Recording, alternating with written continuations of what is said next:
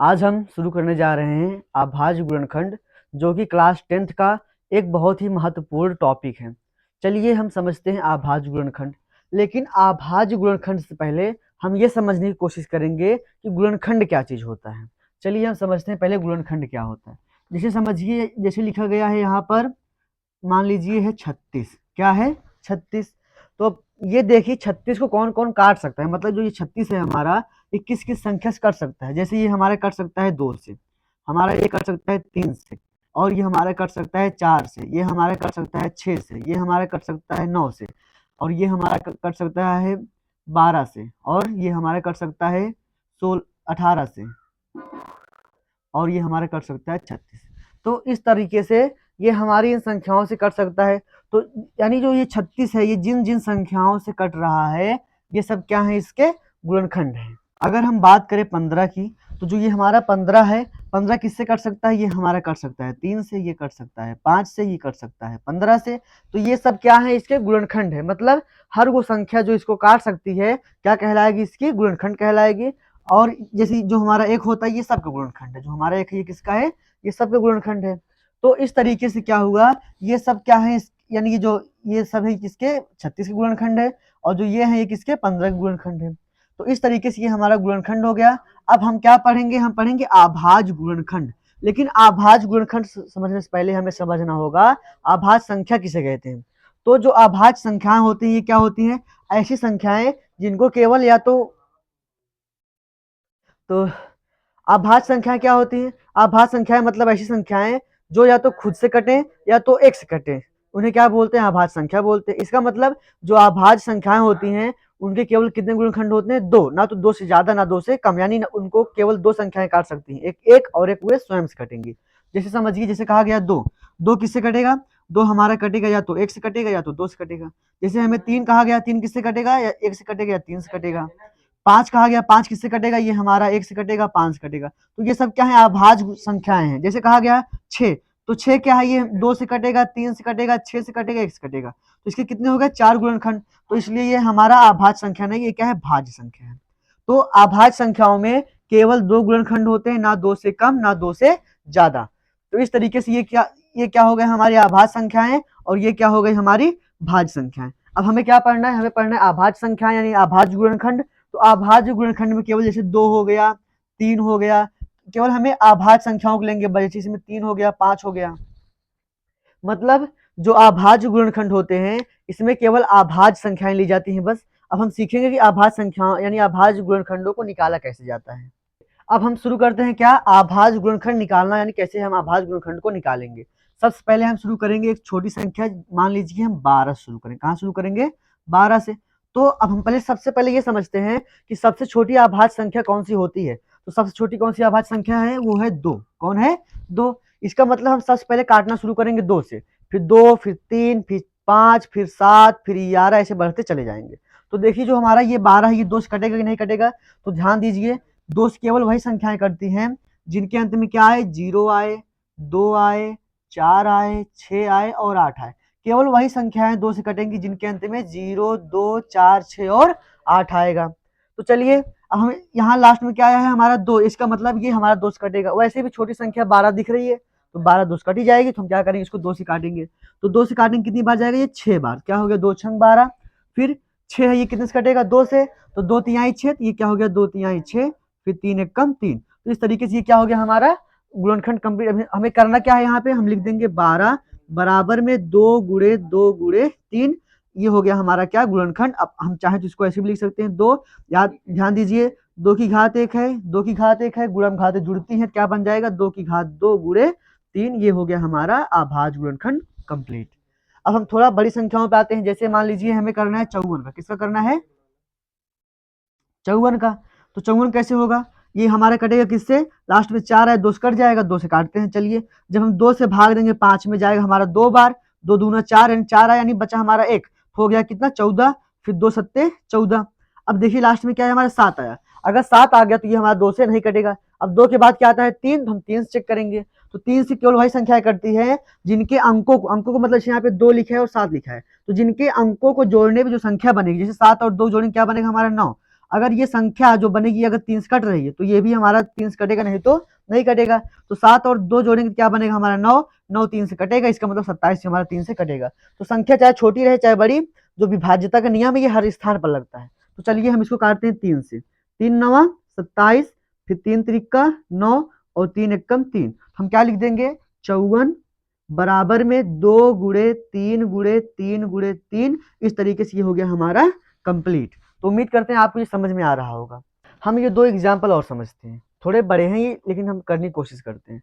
सबसे पहले हमें किससे चेक करना है 2 से। तो 2 से केवल वही संख्याएं कटती हैं जिनका इकाई का अंक मतलब जो हमारा लास्ट वाला अंक है ये क्या क्या आए, ये हमारा आए 0 2 4 6 8।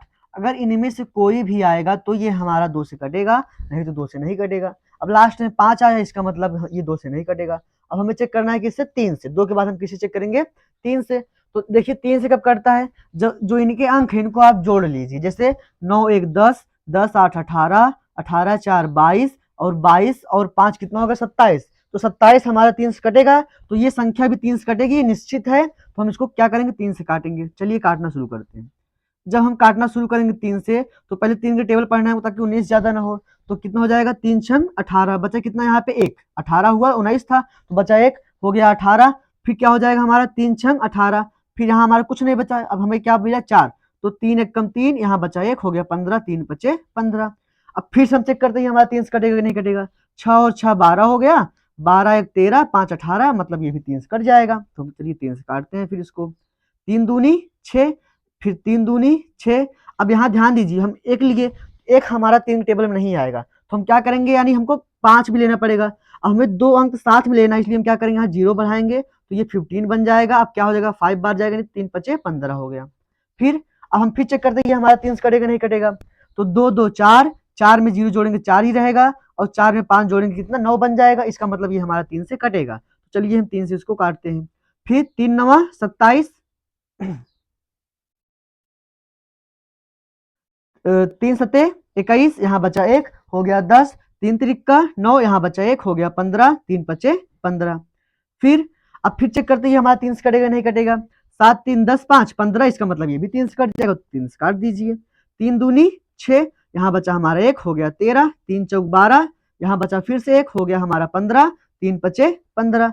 फिर देखिए 5 4 9 2 11, इसका मतलब अभी हमारा 3 से नहीं कटेगा। 4 से हमें चेक नहीं करना, क्यों, क्योंकि हम पढ़ रहे हैं क्या आभाज्य गुणनखंड। क्या पढ़ रहे हैं आभाज्य गुणनखंड। अगर हम आभाज्य गुणनखंड पढ़ रहे हैं तो इसका मतलब हमें क्या है, इसमें केवल आभाज्य संख्याओं को ही लेना है।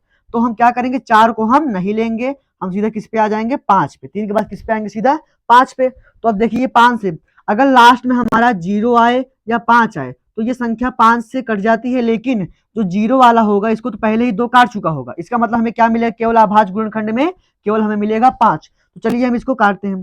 तो 5 से कट जाएगा तो क्या हो जाएगा 5 चौक 20, यहाँ बचा हमारा 4 हो गया 45, 5 9 45।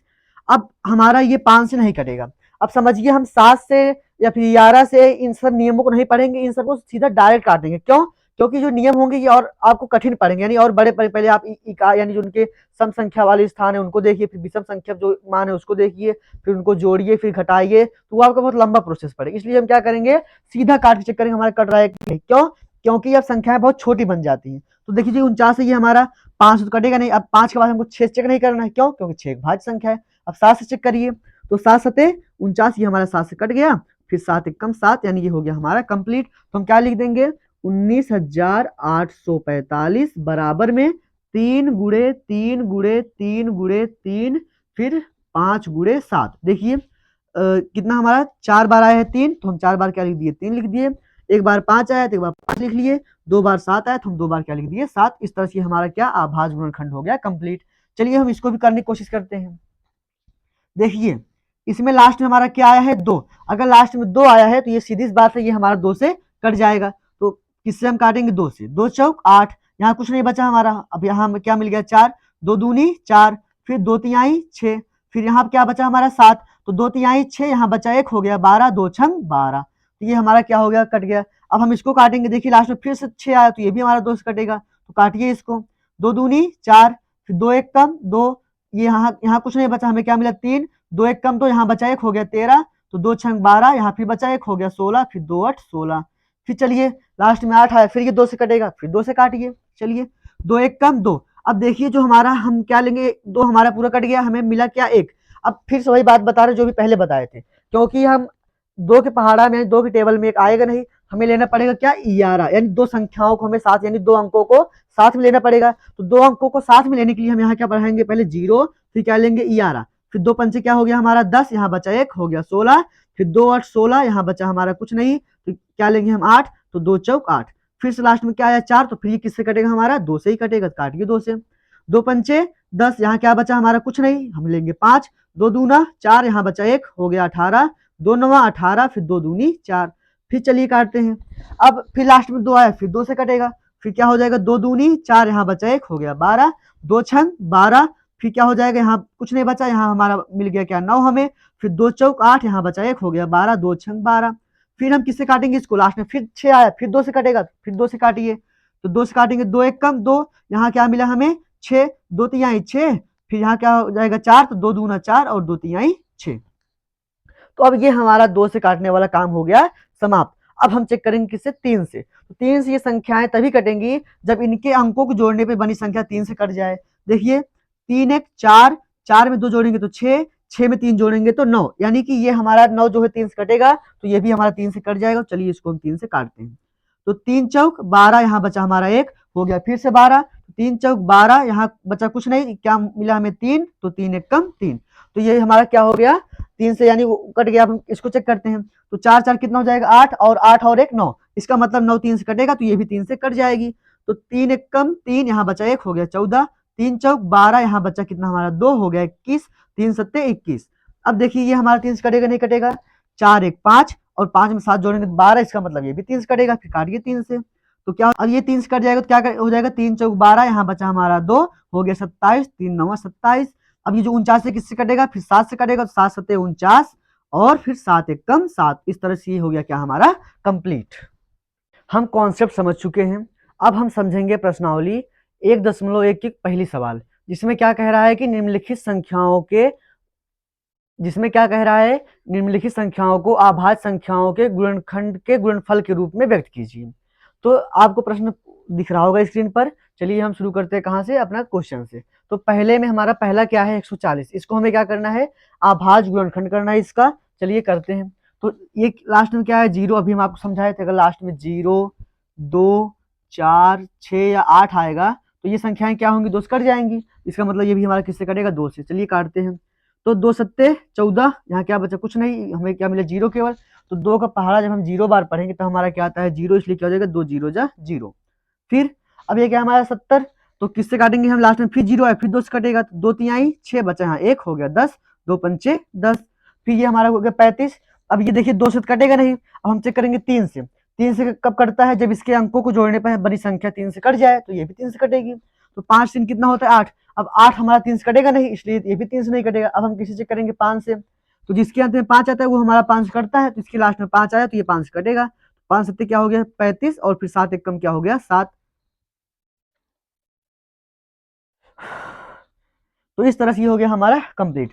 अब देखिए यहाँ क्या है 140 बराबर हम क्या लिख देंगे, 2 गुणे 2 गुणे 5 गुणे 7, या फिर क्या लिख सकते हैं हम इसको 140 बराबर, यहाँ 2 की घात कितनी है 1, 2 की घात कितनी है 1, क्या बन जाएगी हमारा 2 की घात 2 गुणे 5 गुणे 7। इस तरीके से हो गया हमारा कंप्लीट। चलिए हम करते हैं 156 का। लास्ट में क्या है हमारा 6, तो ये भी हमारा 2 से कटेगा, काटिए 2 से। 2 चौक 2 सत्ते 14, बचा हमारा 1 हो गया 16, 2 8 16, फिर 2 से काटिए, 2 तिहाई 6, यहाँ बचा 1 हो गया हमारा 18, 2 9 18। अब ये हमारा 2 से नहीं कटेगा, अब ये किससे कटेगा 3 से। कैसे पता चला हमको, 9 3 12, 12 3 से कटता है, तो ये भी हमारा 3 से कट जाएगा। तो 3 एक कम 3, यहाँ बचा हमारा कुछ नहीं, ये हो गया हमारा 9, 3 त्रिक का 9, अब 13 हमारा 13 से कटेगा, तो यहाँ लिख देंगे हम 13 एक कम 13। अब देखिए क्या हो गया हमारा 156 बराबर 2 गुणे 2 गुणे 3 गुणे 13, ये हो गया हमारा कंप्लीट। अब हम किसका करेंगे 3825 का। देखिए जो हमारा 3825 है ये हमारा 2 से तो कटेगा नहीं, अब हम किससे चेक करेंगे इसको 3 से। 3 से कैसे पता चलेगा हमें, 3 से कैसे पता चलेगा हमें, देखिए इसको हम जोड़ते हैं, तो 3 8 3 11, 11 2 13, 13 5 18। अब 18 3 से कटेगा तो ये भी हमारा 3 से कट जाएगा, तो काटते हैं। देखिए 3 एक कम 3, 3 दूनी 6, यहाँ बचा हमारा 2 हो गया 22, 3 सत्ते 21, बचा 1 हो गया 15, 3 पचे 15। फिर चेक करते हैं हमारा ये 3 से कटेगा नहीं कटेगा, तो 2 1 3 और 7 3 10 5 15, मतलब ये भी 3 से कट जाएगा तो काट दीजिए। 3 चौक 12, फिर 3 दूनी 6, यहाँ बचा 1 हो गया 15, 3 पचे 15। अब इसको देखते हैं, 5 2 7 4 11, तो ये हमारा 3 से नहीं कटेगा। अब हम किससे चेक करेंगे? 5 से। क्यों 4 से क्यों नहीं चेक करेंगे? क्योंकि 4 क्या है? हमारी एक भाज्य संख्या है। चलिए हम 5 चेक करते हैं। तो 5 से जब देखेंगे कि लास्ट हमारा 5 आया, इसका मतलब ये 5 हमारा कट जाएगा, तो 5 से काट दीजिए इसको। तो 5 8 40, यहाँ बचा हमारा 2 हो गया 25, बचा 25। 5 एक कम 5, यहाँ बचा हमारा कितना? 3 हो गया ये 35, 5 7 35, फिर 17 एक कम 17, ये हो गया हमारा कंप्लीट। हम क्या लिख देंगे? 3825 बराबर 3 गुणे 3 गुणे 5 गुणे 5 गुणे 17। तो इस तरीके से हो गया हमारा क्या? कंप्लीट। चलिए 2 प्रश्न और बचे, ये भी देख लेते हैं। अब 5005 हमारा किससे कटेगा? अब हम सबसे पहले चेक करते हैं किससे? 2 से। अब ध्यान दीजिए लास्ट में क्या है हमारा? 5। अगर 5 आया है तो ये हमारा 2 से कट नहीं सकता। अब हम किससे चेक करेंगे? 3 से। 3 से कब कटेगा? जब इनके अंकों को जोड़ने पे संख्या जो बनेगी वो 3 से कट जाए। 5 5 कितना होता है? 10, मतलब 10 तो हमारा 3 से कटेगा ना, तो ये भी 3 से नहीं कटेगी। अब हम किससे चेक करेंगे? 5 से। लास्ट में 5 आया तो ये 5 कटेगा निश्चित है, तो 5 काट दिए इसको। तो 5 एक कम 5, यहाँ कितना बचा हमारा? कुछ नहीं। फिर 5 0 0, फिर 5 0 0, फिर 5 एक कम 5। फिर अब ये किससे कटेगा? ये 5 से तो कटने से रहा। अब हम किससे चेक करेंगे इसके बाद? 7 से। तो 10 देखिए 7 एक कम 7, यहाँ बचा कितना हमारा? 3, फिर 7 चौक 28, यहाँ कितना बचा हमारा? 2, फिर 7 त्रिक 21, ये हमारा क्या हो गया? कट गया। अब ये किससे कटेगा? 7 से। देखिए 7 दूनी 14, यहाँ हमारा कुछ नहीं बचा, बचा 3, तो ये तो हमारा 7 से कटेगा नहीं। 7 के बाद हमें चेक करना है किससे? 11 से। तो हम क्या देखिए 11 से कटता है नहीं कटता है? 11 एक कम 11, यहाँ बचा कितना हमारा? 3 हो गया 33, 11 यही 33, फिर 13 एक कम 13, ये हो गया हमारा कंप्लीट। अब हम क्या करते हैं? देखिए इसको हम लिख देते हैं। 5005 बराबर 5 गुणे 7 गुणे 11 गुणे 13, ये हो गया हमारा कंप्लीट। अब हम इसको देखते हैं। अब देखिए ये क्या हमारा 2 से कटेगा? तो 2 से नहीं कटेगा। क्या 3 से कटेगा? तो देखिए 7 4 11, 2 13, 13 और 9 22, मतलब ये 3 से भी नहीं कटेगा। अब हमें किससे चेक करना है? 7 से। तो 7 एक कम 7, फिर 7 6 42, बच जाएगा लास्ट में 9, ये भी नहीं कटेगा हमारा। फिर हमें किससे चेक करना है उसके बाद? 11 से। तो 11 6 66, बचा कितना यहाँ पे हमारा? 8। फिर क्या हो जाएगा हमारा? 82, 11 से 77, कितना बचा हमारा? 5, तो वो भी नहीं कटेगा। अब हम किससे चेक करेंगे? 11 के बाद चेक करेंगे हम किससे? 17 से। या फिर 13 से चेक करेंगे, तो देखिए 13 पचे 65, बचा कितना हमारा यहाँ पे? यहाँ बचा हमारा 9, तो कितना हो गया हमारा? 92। फिर 13 7 91, बचा यहाँ पे हमारा 1 हो गया 19, 13 एक कम 13, कटा नहीं। फिर हम किससे चेक करेंगे इसको? 17 से। क्या हो गया ये हमारा? 17 17 चौक 68, बचा यहाँ पे हमारा कितना? 6 हो गया ये हमारा 62, 77 51, बचा यहाँ पे हमारा कितना? 11 हो गया 119, तो 17 7 119, यानी हमारा 17 से कट जाएगा। काटिए इसको 17 से। क्या हो गया ये हमारा? 17 चौक 68, यहाँ बचा हमारा कितना? 6, तो हो गया ये हमारा 62, 77 51, बचा यहाँ पे 11 हो गया 119, 17 7 119। फिर अभी किससे कटेगा? फिर 17 चेक करिए।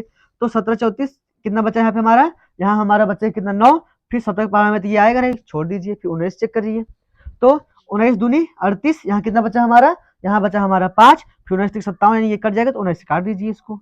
19 दूनी 38, यहाँ बचा कितना हमारा? यहाँ पे 5, फिर 19 57, फिर 23 एक कम 23, ये हो गया हमारा कंप्लीट। हम क्या लिख देंगे?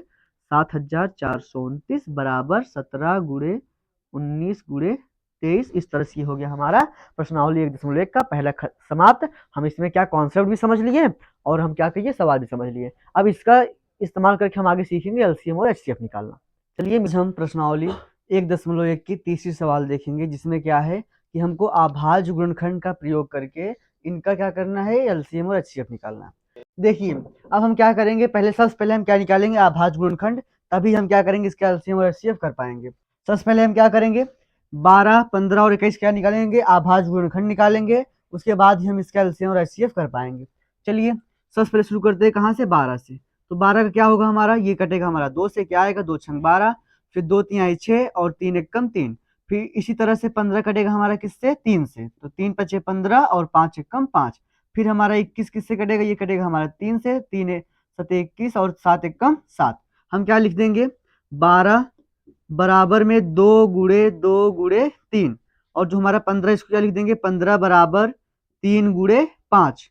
फिर हम क्या लिख देंगे? 21 बराबर 3 गुणे 7। अब हम क्या निकालेंगे? एलसीएम और एचसीएफ। तो हम पहले क्या निकालेंगे? एचसीएफ, और फिर क्या निकालेंगे? एलसीएम। चलिए शुरू करते हैं। तो याद रखिएगा, अगर आप इसके पहले वीडियो नहीं देखे हैं तो आपको आई बटन में मिल रहा होगा, वहां से आप देख सकते हैं। हम आप समझते हैं आगे क्या होगा। तो एचसीएफ में क्या करना होता है, हमें ये देखना होता है कि कोई संख्या किसी में कम आई है। मतलब जैसे 2 है तो 2 किस में कम आया है, इसमें 2 आया है 2 बार, इसमें 2 आया है 0 बार, इसमें आया है 0 बार। तो इन दोनों में बराबर है, 0 0 बार है, ये कम है तो हम क्या करेंगे, 0 बार हम इसको लिखेंगे ही नहीं। फिर अब हम क्या करते हैं, 3 देखते हैं। 3 इसमें भी एक बार आया, इसमें भी एक बार आया, इसमें भी, यानी सब में बराबर है तो किसी में से भी हम एक में से लेंगे बस केवल। तो हम क्या लिख देते हैं 3। फिर 5 हमारा इसमें कम है, 0 बार है तो हम लिखेंगे नहीं। 7 हमारा इन दोनों में 0 0 है तो हम नहीं लिखेंगे क्योंकि इसमें कम बार है। अब हम क्या करते हैं, अब हम निकालेंगे क्या, एलसीएम। तो एलसीएम क्या होगा हमारा, एलसीएम हमारा हो जाएगा, अब हम एलसीएम में देखेंगे किसी में ज्यादा आया है, किसी में ज्यादा आया है 2, तो 2 बार हम ज्यादा है, कितनी बार आया है 2 बार, हम 2 बार क्या लिख देंगे यहाँ पे 2 लिख देंगे, 2 गुणे 2। फिर 3 किसी में ज्यादा आया तो 3 इसमें भी एक बार, इसमें भी एक बार, इसमें भी एक बार, यानी सब में एक एक बार आया है तो हम क्या करेंगे, एक बार 3 लिख देंगे। सब में से आया है बराबर तो उससे मतलब नहीं, केवल हमें किसी एक में से लेना है तो हम क्या किए, एक में से ले लिए, हमारा 3 ले लिए। फिर 5 किस में ज्यादा है, 5 इसमें ज्यादा है, कितनी बार है, एक बार है तो हम एक बार क्या लिख देंगे, 5 लिख देंगे। फिर 7 किस में ज्यादा है, 7 इसमें है ज्यादा, कितनी बार है, एक बार है तो एक बार हम क्या लिख देंगे, 7 लिख देंगे। अब इनका क्या करा लेंगे गुणा, भाई हमारा क्या हो जाएगा उत्तर, तो क्या हो जाएगा 2 दूनी 4, 3 12, 12 पंचे 60, और 60 और जब 7 गुणा होगा क्या हो जाएगा 420। तो इस तरीके से ये हो गया क्या, हमारा एलसीएम भी खत्म और एचसीएफ भी क्या आ गया, हमारा 3 आ गया। चलिए अब इसको समझते हैं। सबसे पहले हम क्या करेंगे, 17 का निकालेंगे गुणनखंड। तो 17 एकम 17, क्योंकि ये आभाज्य संख्या 17 से ही कटेगी। फिर किसका काटेंगे हम, 23 से, तो 23 को काटेंगे, 23 से कटेगा तो 23 एकम 23। तो फिर उसी तरीके से जो ये 29 है ये भी किससे कटेगा, 29 से ही कटेगा, तो 29 एकम 29 क्या आ गया, 17 बराबर में आया हमारा 17 गुणे 1 लिख सकते हैं साथ में। फिर 23 बराबर क्या लिख सकते हैं, 23 गुणे 1, और उसी तरीके से 29 बराबर क्या लिख सकते हैं, 29 गुणे 1। तो हमारा एचसीएफ क्या आएगा, अगर आप ध्यान दें तो इसमें तीनों में एक ही है जो कॉमन मिलेगा हमें, यानी कि एक ही है जो सब में एक एक बार आया है तो हम क्या लिख देंगे, एक को लिख देंगे। क्यों, 17 इसमें एक बार, इसमें आया ही नहीं, 17 नहीं लिख सकते, 23 भी नहीं लिख सकते, 29 भी नहीं लिख सकते, केवल एक ही है जो सब में क्या है, एक एक बार आया है, तो इस बार हम क्या इसलिए क्या करेंगे, एक को लिख देंगे एक बार। फिर अब हम क्या लिखेंगे, अब निकालेंगे क्या, एलसीएम।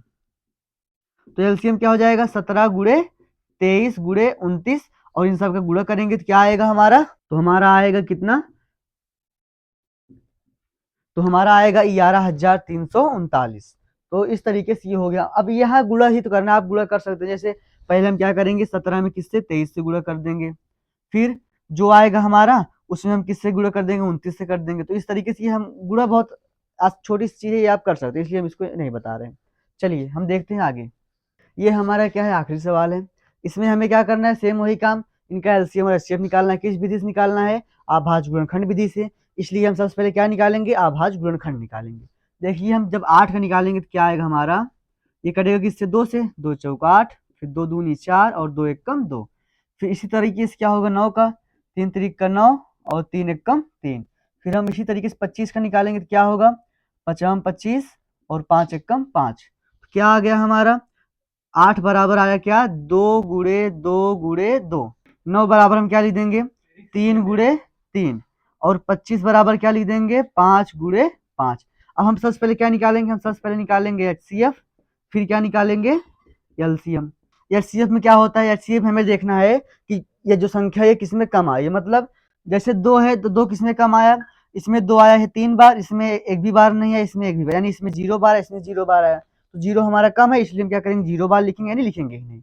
फिर 3 देखते हैं, तो 3 किसमें कम आया, तो इसमें 3 आया है कितनी बार, 0 बार, इसमें 2 बार, इसमें एक भी बार नहीं, यानी 0 बार आया। इसमें कम है, इन दोनों में 0 0 है, यानी हम 0 बार यानी लिखेंगे नहीं। सेम उसी तरीके से 5 कितनी में आया, इसमें 2 बार आया, इसमें 0 बार, इसमें 0 बार, तो हम भी क्या करेंगे, लिखेंगे नहीं। तो क्या आएगा इसमें, 1 क्या आएगा। तो जिसमें कुछ कॉमन नहीं मिलता, यानी जिसमें हमारे एचसीएफ कुछ नहीं मिलता, उसमें हम क्या लेंगे, एचसीएफ हमारा क्या आएगा, हमेशा 1 आएगा। फिर हम क्या निकालते हैं, एलसीएम। तो एलसीएम कैसे देखेंगे, एलसीएम हम ये चेक करेंगे कि किसमें ज्यादा बार आया। मतलब जैसे 2 किसमें ज्यादा आया तो 2 इसमें ज्यादा आया, 3 किसमें ज्यादा आया 3 इसमें ज्यादा आया, 5 किसमें ज्यादा आया है तो 5 इसमें ज्यादा है। तो इसको हम लिख देते हैं, क्या हो जाएगा हमारा, 2 गुणे 2 गुणे 2 गुणे, फिर 3 गुणे 3 गुणे 5 भी कितनी बार, 2 बार आया, तो 5 हम क्या करेंगे, 2 बार लिख देंगे। अब इसका गुणा कराएंगे तो 2 दूनी 4 दूनी 8 त्रिक 24, और 24 तिया 72, और 50 25। तो हम 72 और 25 का क्या करेंगे गुणा, तो 25 दूनी 50, हाथ से लगा 5, फिर 25 सत्ते 175, 175 जब 5 जोड़ेंगे तो क्या आ जाएगा हमारा 180, यानी क्या आ गया हमारा 1800। तो इस तरीके से ये हमारा क्या हो गया सवाल कंप्लीट। तो इसका एलसीएम कितना है 1800, एचसीएफ कितना आया 1। अब हम पढ़ेंगे प्रश्नावली 1.1 की कौन सी चौथी सवाल, जिसमें क्या करना है, हमको दिया है कि एचसीएफ ऑफ 306 एंड 657 यानी कि 306 और 657 का एचसीएफ कितना है 9 है। तो हमें बताना है इसका एलसीएम क्या होगा। तो हम इसमें पढ़ चुके हैं, एक फॉर्मूला क्या था हमारा, फॉर्मूला हमारा है पहली संख्या गुणे दूसरी संख्या बराबर एलसीएम गुणे एचसीएफ। ये हम पढ़ चुके हैं, अभी पहले ही पढ़े थे। अगर आप ना देखे हो तो आपको आई बटन में लिंक मिल रहा होगा, आप वहां से देख सकते हैं। चलिए अब हम आगे समझते हैं। तो इसमें क्या हो जाएगा हमारा, पहली संख्या मतलब 306, हम यहाँ क्या लिख देंगे 306, गुणे दूसरी संख्या मतलब 657, हम भी यहाँ क्या लिख देंगे 657, बराबर एलसीएम। एलसीएम मतलब एलसीएम कितना है इसका हमको निकालना है, तो हम यहाँ एलसीएम भी रहने देंगे ऐसे। फिर गुणे एचसीएफ कितना है हमारा 9, तो हम भी यहाँ क्या लिख देंगे 9। अब यहाँ पर हमें ध्यान दीजिए, एलसीएम निकालना है, तो एलसीएम के बाद यहाँ बचेगा क्या 9, 9 यहाँ गुणा में है, इधर आएगा बटे में यानी डिवाइड में आ जाएगा। तो हम क्या करते हैं यहाँ लिख देंगे 306 गुणे 657 बटे 9 बराबर एलसीएम। फिर अब हम इसको काटते हैं, देखिए जब हम 9 को काटेंगे 3 3 त्रिक का 9, और ये क्या हो जाएगा हमारा 3 एकम 3, 0 और 3 दूना 6, फिर 3 एकम 3, यहाँ हो जाएगा हमारा 3 त्रिक का 9, यहाँ बचा 1 हो गया 12, 3 चौक 12, क्या आ गया हमारा, आ गया 34 गुणे 657 बराबर एलसीएम। मतलब हम इसका जो गुणा करेंगे जो आएगा वही हमारा क्या होगा एलसीएम। चलिए गुणा करके देखते हैं। तो 657 गुणे कितना 34, क्या हो जाएगा 4 4 सत्ते 28, हासिल लगा 2, 4 पंचे 20, 2 22, 4 छंग 24, 24 2 26, फिर 3 सत्ते 21 और 3 पंचे 15, 2 17, 3 छंग 18, 1 19, कितना आ गया हमारा 8 2 1 3 7 6 13, 9 2 11, 1 12 और 1 1 2, कितना आ गया हमारा 22 33 8, क्या आ गया हमारा एलसीएम। तो उम्मीद करते हैं आपको ये समझ में आ गया होगा। यहाँ ध्यान दीजिए काटते समय हम जैसे ऊपर 2 है, ये जरूरी नहीं हम यही काटें, हम इन दोनों में से कोई भी एक काट सकते हैं। जैसे हम इसको काटे फिर यहाँ काटे, अब जरूरी नहीं हम जैसे इसको काटे जैसे समझ गए आप, जैसे लिखा है मान लीजिए हमारा 306 गुणे 657 है बटे में हमारा 9 है। जैसे जरूरी नहीं हम ये काट रहे हैं यही काटे, हम जैसे एक नीचे काटे ऊपर ये भी काट सकते हैं ये भी काट सकते हैं, दोनों में से कोई भी एक काट सकते हैं। जैसे हम काट दिए मान 3 एकम 3 त्रिक का 9, यहाँ क्या होगा 3 एकम 3 3 0 0 3 दूनी 6। अब जरूरी नहीं अगली बार हम यही काटे, फिर से हम ये भी काट सकते हैं। मतलब एक हमको ऊपर काटना है एक नीचे काटना है, चाहे जो काटो, ऊपर जो है उसको नीचे जो है उसको, चाहे जितनी बार काट सकते हैं आप, वो जितनी बार कटता है आप उतनी बार काट सकते हैं उसे। तो इस तरीके से ये सवाल हो गया हमारा कंप्लीट। अब जो हमारा पांचवा सवाल, इसमें हमें क्या पूछा है, इसमें हमें जांच करना है कि ये जो हमारा 6 की घात n है ये यानी के किसी भी मान के लिए यानी मतलब n बराबर हम 1 रखते हैं 2 रख दें 3 रख दें 4 कुछ भी रख दें, तो क्या ये 0 पर समाप्त हो सकता है। 0 समाप्त होना मतलब जैसे मान लीजिए हम 6 की घात रखे 1, तो क्या आएगा हमारा 6 कम 6। मान लीजिए फिर हम यानी जगह रखते हैं 2, तो क्या आएगा 6 की घात 2 मतलब 6 कितना हो जाएगा हमारा 6 36 होता है, यहाँ क्या आ जाएगा हमारा 36 आ गया। अब देखिए उसी तरीके से हम 6 की घात 3 रखेंगे तो क्या आएगा हमारा 216 आएगा। तो यही हमें बताना है कि क्या n का कोई भी मान रखने पर यहाँ आखिरी वाला अंक जो ये हमारा है ये 0 हो सकता है। तो हमें यही सिद्ध करके दिखाना है कि क्या ये इस पर 0 समाप्त हो सकती है, अगर नहीं होगी क्यों नहीं, वही हमें इसमें कारण बताना है, वही हम आपको अभी आगे बताएंगे। तो हम सबसे पहले क्या करेंगे, जो ये हमारा 6 है इसका हम गुणनखंड करेंगे। जब 6 का गुणनखंड करेंगे तो क्या आएगा हमारा 2 गुणे 3 आएगा, इसकी घात क्या हो गया n। अब एक बात ध्यान समझिए, केवल 0 पे वही संख्याएं समाप्त होती हैं जिनमें 2 और 5 आए, दोनों आने चाहिए, 2 और 5 दोनों अगर उसके गुणनखंड में आ रहे हैं तब तो वो हमारा 0 पे समाप्त होगा, नहीं तो नहीं होगा। तो हम क्या लिखेंगे इसमें, क्योंकि 6 का गुणनखंड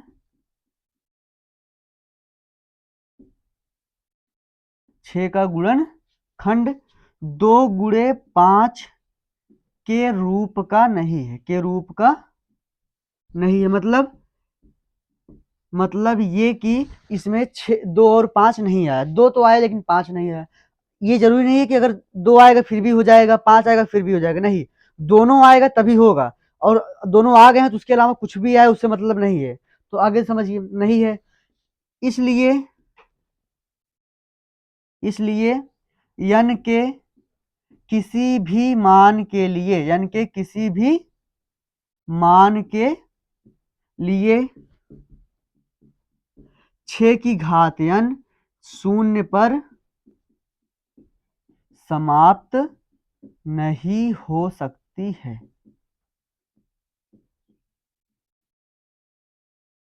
तो उम्मीद करते हैं आपको ये समझ में आ गया होगा। इसमें हमें केवल इतना करके यानी सिद्ध करके दिखा देना है कि जो इसका गुणनखंड है इसमें 2 और 5 नहीं आया। अगर दोनों साथ में आएंगे तब तो ये हमारा जीरो समाप्त होगा।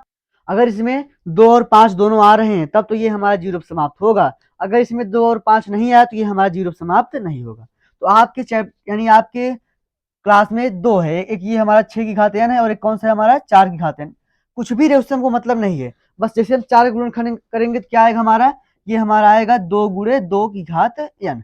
अब यहाँ ध्यान दीजिए, क्या इसमें 5 आया, नहीं आया। 2 तो आया लेकिन 5 नहीं आया, तो हम क्या लिखेंगे, क्योंकि 4 का गुणनखंड 2 गुणे 5 के रूप का नहीं है, अतः यानी कि किसी भी मान के लिए यहाँ क्या हो जाएगा, यहाँ इसकी जगह क्या हो जाएगा, 4 की घात n शून्य पर समाप्त नहीं हो सकती है। तो उम्मीद करते हैं आपको समझ में आ गया होगा। चलिए देखते हैं अगली सवाल। इसमें हमें व्याख्या करना है कि ये जो हमारा 7 गुणे 11 गुणे 13 प्लस 13 है, या फिर 7 गुणे 6 गुणे 5 गुणे 4 गुणे 3 गुणे 2 गुणे 1 प्लस 5 है, ये दोनों भाज्य संख्याएं हैं, क्यों, यही हमें कारण इसका बताना है। चलिए हम सबसे पहले देखते हैं कौन सा, ये वाला। इसमें अगर आप ध्यान दें तो ये पूरा क्या है, गुणा में है, और जब तक संख्याएं गुणा में होती हैं, यानी जब तक उनके बीच गुणा का चिन्ह रहता है, तब तक वो संख्याएं एक मानी जाती हैं। मतलब इसमें एक पद ये इतना है, एक पद ये, इसमें 2 पद है, दोनों में 13 आया है, 13 हमारा कॉमन मिल रहा है, तो हम भी क्या करेंगे, 13 कॉमन ले लेंगे। तो क्या हो गया, हमारा 13 आ गया, बाहर क्या बचा यहाँ पे, 7 गुणे 11 गुणे यहाँ क्या, जहाँ 13 यहाँ क्या बचेगा 1, फिर प्लस जहाँ 13 है, 13 में देखिए कॉमन लेने का मतलब होता है भाग देना।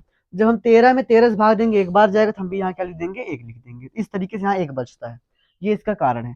अब यहाँ क्या हो जाएगा, फिर 13 और क्या बचा यहाँ पे, 7 और 11 गुणा क्या हो जाएगा, 77 प्लस 1 क्या आ गया हमारा, 13 गुणे 78। अब आप ध्यान दीजिए, पहले समझिए भाज्य संख्या अभाज्य संख्या कहते किसे हैं। अभाज्य संख्या मतलब जिसके केवल 2 गुणनखंड हो, भाज्य संख्या मतलब जिसके 2 से अधिक गुणनखंड हो। तो इसमें हमको किसको सिद्ध करके दिखाना है कि ये जो संख्या पूरी है ये पूरा भाज्य है, ये हमें सिद्ध करके दिखाना है। जो ये हमारा बना है ये किससे बना है, इसी से तो बना है, मतलब ये और ये दोनों बराबर हैं। तो इसमें हम क्या देख रहे हैं कि ये जो पूरी संख्या ये किससे किससे कट रही है, 13 से कट रही है, 78 से कट रही है, 2 से भी कटी जाएगी और 1 से कटेगी ही। इसका मतलब इसके क्या है, 2 से अधिक गुणनखंड है, इसलिए क्या है, भाज्य संख्या। तो हम क्या लिखेंगे, क्योंकि 7 गुणे 11 गुणे 13 प्लस 13 के किससे, मतलब कौन कौन इसके हैं, 1 है, 13 है, 78 है, आदि। आदि हम क्यों लिख रहे हैं, क्योंकि अभी और भी संख्याएं जिसको काट सकती हैं। आदि 2 से अधिक, आदि 2 से अधिक गुणनखंड हैं, आदि 2 से अधिक गुणनखंड हैं, इसलिए यह एक भाज्य संख्या है। उम्मीद करते हैं आपकी समझ में आ गया होगा। सेम इसी तरीके से यहाँ भी होगा। इसमें हम क्या करेंगे, 5 लेंगे कॉमन, क्या बचेगा हमारा, 7 गुणे 6 गुणे, देखिए जब 5 तो बाहर आ गया, क्या बचा यहाँ पे 1 गुणे 4 गुणे 3 गुणे 2 गुणे 1 प्लस यहाँ भी क्या बचेगा हमारा 1। फिर हम क्या करेंगे, जब इसका गुणा करेंगे क्या हो जाएगा, देखिए 7 छंग 42 और यहाँ क्या हो जाएगा, 4 3 12 दूनी 24। जब हम 42 और 24 का गुणा करेंगे क्या आ जाएगा, 4 दूनी 8, 4 चौक 16, फिर 2 दूना 4, 4 दूनी 8, क्या आ गया 8 10, 8 1 9 1 10, यानी कितना आ गया हमारा, आ गया 1008। जब इसमें हम एक जोड़ेंगे क्या हो जाएगी हमारा, 5 गुणे 1009। अब समझिए ये जो संख्या है किससे कट सकती है, ये 5 से कट सकती है, 1009 से कट सकती है और 1 से कटी जाएगी। तो हम क्या लिखेंगे, क्योंकि यहाँ जहाँ यहाँ लिखे हैं 7 गुणे 11 गुणे 13, यहाँ क्या आ जाएगा, ये पूरा आ जाएगा हमारा, क्या 7 गुणे 6 गुणे 5 गुणे 4 गुणे 3 गुणे 2। तो हम यहाँ लिख देते हैं, क्या हो जाएगा हमारा यहाँ पे, 7 गुणे 6 गुणे 5 गुणे 4 गुणे 3 2 1 प्लस 5 के कौन कौन, अब यहाँ कौन कौन आएंगे हमारे, 5 1009 और 1 आदि 2 से अधिक गुणनखंड हैं, इसलिए यह एक भाज्य संख्या है। उम्मीद करते हैं आपको यह भी समझ में आ गया होगा। इसमें बहुत कुछ करना नहीं है, बस हमें ये सिद्ध करके दिखाना था कि हाँ ये जो संख्या ये क्या 2 से अधिक संख्याओं से कट रही है। अगर ऐसा हो जाएगा तो ये हमारी भाज्य संख्या बन जाएगी। चलिए देखते हैं अगली सवाल। 7वें प्रश्न में क्या कह रहा है, किसी खेल के मैदान के चारों ओर एक वृत्ताकार पथ है। इस मैदान का एक चक्कर लगाने में सोनिया को 18 मिनट लगते हैं, जबकि जो रवि है इसको एक चक्कर लगाने में कितना समय लगता है, 12 मिनट लगता है। तो मान लीजिए ये दोनों एक स्थान पर और एक ही समय पर चलना प्रारंभ करते हैं, तो हमें ये बताना है कि ये कितने समय बाद पुनः प्रारंभिक स्थान पर दोबारा मिलेंगे। चलिए समझते हैं।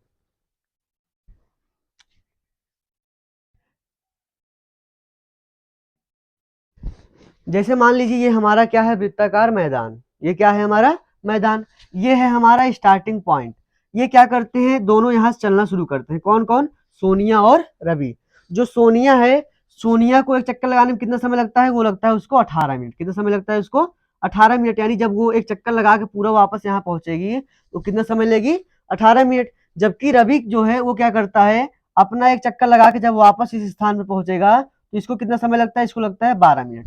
तो हमें ये बताना है कि ये दोनों कितने समय बाद वापस उसी स्थान पर मिलेंगे। तो पहले ये समझिए, यहाँ हमें या तो यहाँ एलसीएम होगा या तो एचसीएफ होगा।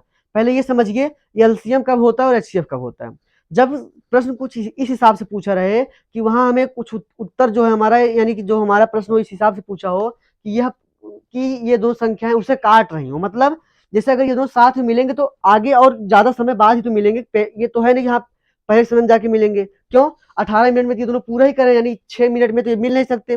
इसका मतलब हमें क्या करना है, संख्या यानी जो हमारा आंसर है वो कुछ इस हिसाब से आएगा कि इससे बड़ी संख्याएं आएंगी, क्या आएंगी, इससे बड़ी।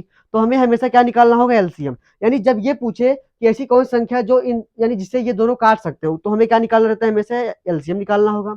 जहां प्रश्न कुछ इस हिसाब से पूछा रहे कि इन दोनों को कोई काट रहा हो तो वहां हम क्या निकालते हैं, वहां निकालते हैं हम एचसीएफ। मतलब जहां पर ये पूछेगा कि ऐसी कौन संख्या जो 18 और 12 काट सकती साथ में, कौन है वो है हमारा 6। लेकिन वो किसमें कहाँ वो इस्तेमाल होता है, वो इस्तेमाल होता है हमारे एचसीएफ में। तो यहाँ हमें क्या निकालना है, यहाँ निकालना है एलसीएम। वैसे समझते हैं, ये 18 मिनट में चक्कर लगाएगी। देखिए वैसे समझिए, अगर जो ये 18 मिनट चक्कर एक लगाता है अपना पूरा कंप्लीट करती है, तो क्या करेगी ये, एक चक्कर लगाने में कितना समय लगेगा, 18, दूसरे का 36, फिर इसी तरीके से ये चल हमारा ये बढ़ता चला जाएगा, 54, फिर 72। जबकि जो हमारा ये 12 मिनट में चक्कर लगा रहा है रवि, ये क्या करेगा, 12 मिनट में चक्कर, दूसरे के कितने समय लगा, 36 मिनट में। यानी कि 36 मिनट एक ऐसा समय है जहाँ ये भी यहाँ पहुंच रहा है और ये भी यहाँ पहुंच रहा है।